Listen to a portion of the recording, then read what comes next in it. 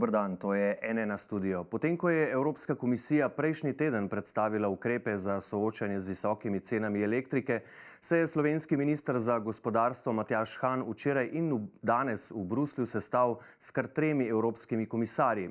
S podpredsednico komisije pristojno za digitalne teme in konkurenčnost Margrethe Vestager, komisarjem za notranji trg Thierryjem Bretonom in komisarjem za pravosodje Didierjem Reyndersom.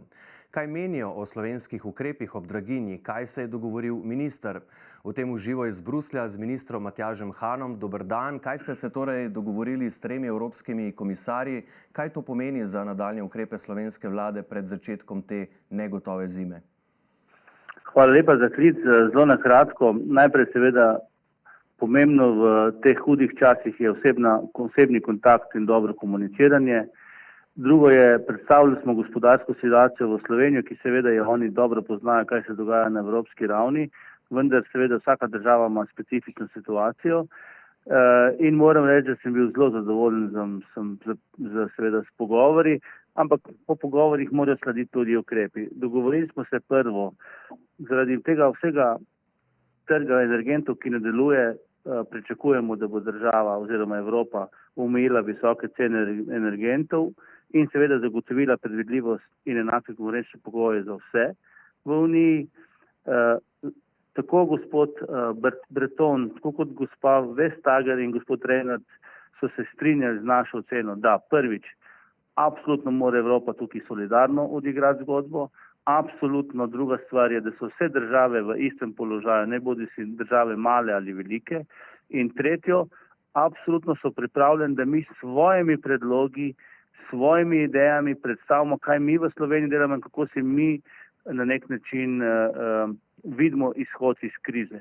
Zato imamo že naslednji teden bojo romali naši predlogi in naš pogled tako iz finančnih vidikov, kot tudi raznih shem v tako gospe Vestager kot gospodu Bretonu.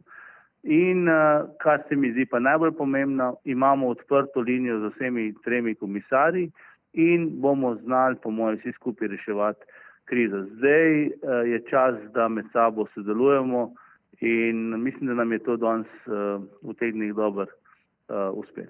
Zdaj v predlogu Evropske komisije sicer ni ukrepov za lajšanje likvidnostnih težav, ki jih imajo energetska podjetja zaradi velikih nihanj cen elektrike, tako niso vključeni niti samodejni zaščitni sistemi, katerih namen bi bil preprečiti to nihanje cen. Za slednje se močno zavzema Slovenija. Ali kaže, da bo Bruselj te želje uslišal? Jaz, seveda, tukaj dolgo smo v politiki, da razumem vse te razgovore, ampak glede na resnično razgovore, ki so bili iskreni, pričakujejo od nas iz Slovenije tudi rešitve in mi bomo te rešitve in naš pogled poslali v naslednjem tednu. Zakaj?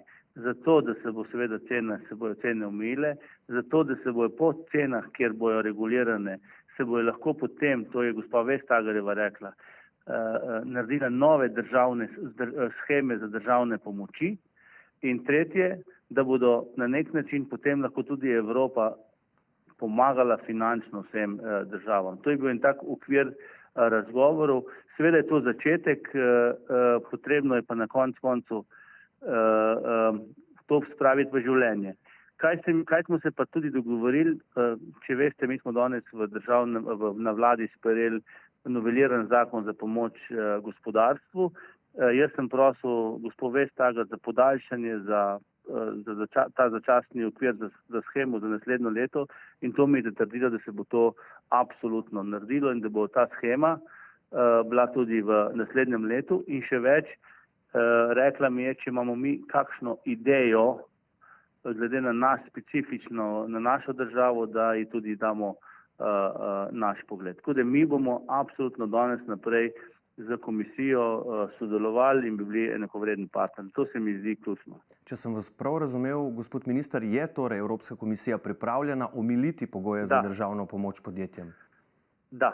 V vladi je slišati, da računate, da bodo nekatera slovenska podjetja zaradi visokih cen elektrike in plina proizvodnjo kar ustavila. O tem je govoril že tudi premier Golob. Kaj o tem menijo v Bruslju? Ali imate že kakšne informacije, morda katera podjetja pri nas resno razmišljajo o tem, koliko stroškov bi to prineslo državi? Verjetno številke niso majhne, namreč potem bi država plačala delavce na čakanju. Težko je zdaj špekulirati, katero podjetje je tisto, ampak vse veste, če bomo ustavili steklarne, ne bo, embalaže za proizvodno prehrambnih izdelkov. Če bomo ustavili, papirničarje, kartonažo, potem ne bo embalaže. Tako da to govoriti, da bo kar eno podjetje se ustavilo, bo zelo težko. Je pa res, da moramo v tej državi, se pravi, narediti tudi ukrep, ki bo sprejet na zalogo, to je čakanje na delo.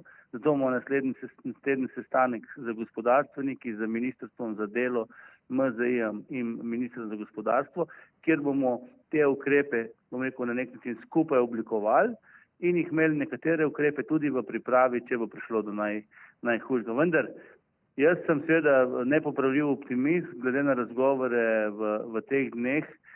Mislim, da bomo v naslednjem letu lahko bistveno bolj pozitivno gledali na svet, kot pa gledamo danes. Torej, minister, še zadnje vprašanje. Kako napredujejo pogovori s predstavniki v Bosni in Hercegovini glede peletov, ki jih tako potrebujemo? Prepoved izvoza iz Bosne je zdaj sicer podaljšana za 1 mesec. Vem, da ste v pogovorih. Kako torej napredujejo? Zdaj, zelo političen odgovor. Mi smo, državni sekretar gospod Židan je bil na razgovorih.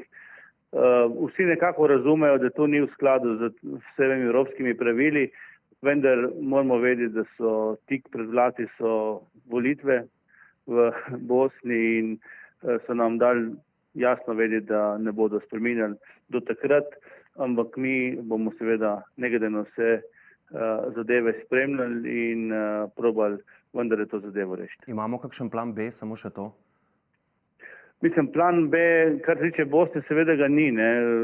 Nenazadnje smo zelo dosti odvisni od tega trga, ampak kot spremljamo, je tudi uvoz iz drugih držav, tako da upam, da bo, ali pa sem prepričan, da bo palet in tega načina ogrevanja v naslednjih tednih dovolj. In mi bomo to zagotovo spremljali še naprej. Najlepša hvala, gospod minister Matjaž Han, in lep pozdrav v Bruselj. Hvala pa tudi vam za vašo pozornost. Spremljajte še naprej n1info.si, studija pa le še lep pozdrav in nasvidenje.